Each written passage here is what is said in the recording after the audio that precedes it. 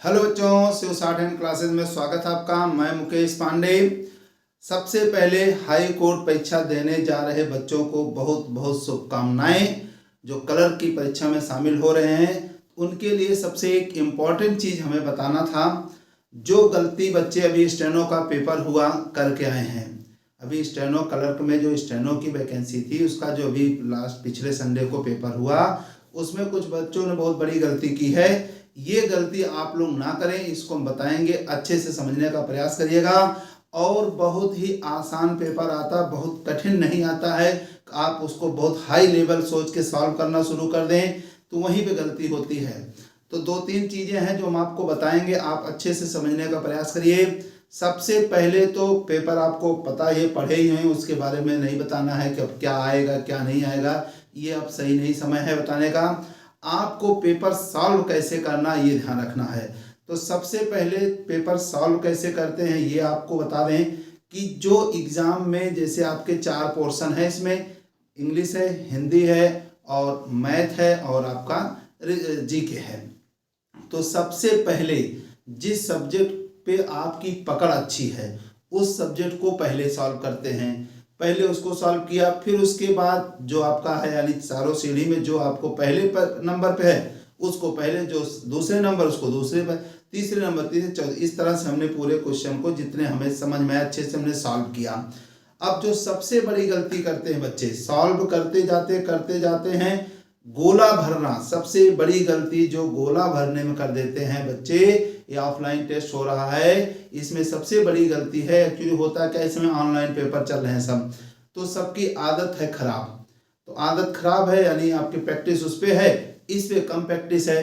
तो गोला भरने वाली जो है उसमें दिक्कत होती है कि बच्चे सब एग्जाम सारे क्वेश्चन कर लिए, पूरे पेपर्स में जो क्वेश्चन है सबको सॉल्व कर लिया, फिर गोला भरने बैठते हैं तो लास्ट में समय में गोला भर ही नहीं पाते, छूट जाता है, या जल्दबाजी में गोला ऊपर का नीचे हो गया, यानी जो ए पे लगना था वो बी पे लग गया, इस क्वेश्चन का अगले पे आंसर लग गया। तो ये गलती प्लीज आप लोग ना करिएगा।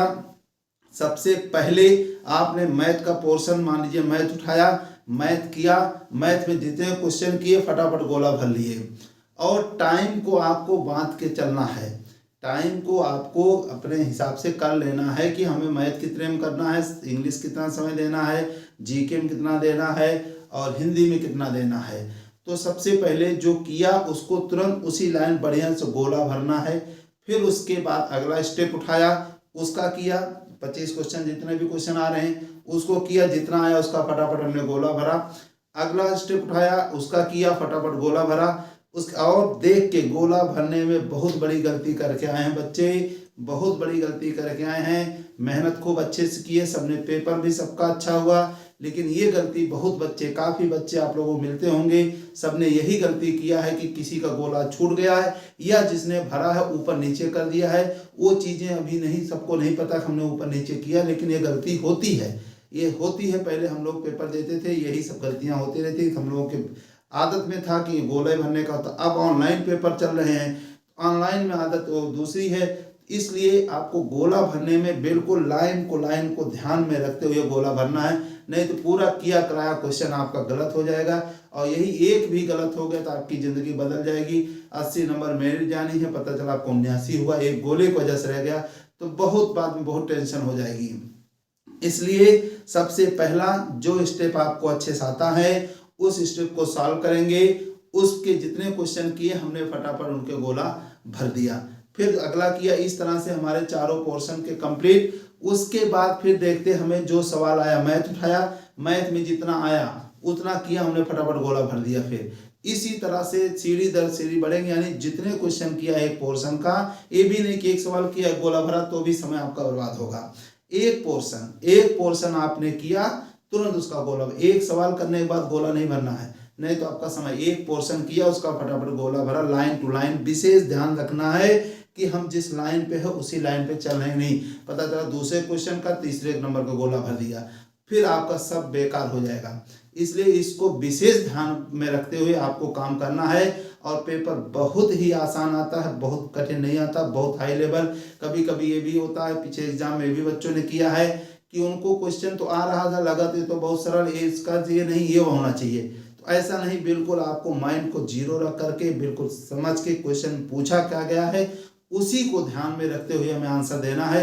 एक्स्ट्रा हमें नहीं सोच लेना कि ये सरल है, ये कहाँ हो सकता है, ये कैसे आ गया एग्जाम में, नहीं, बहुत ही सरल आता है, बहुत ही आराम से करिएगा, बहुत ही ज़्यादा मतलब सोचना नहीं है कि आप उसमें परेशान हो जाइए।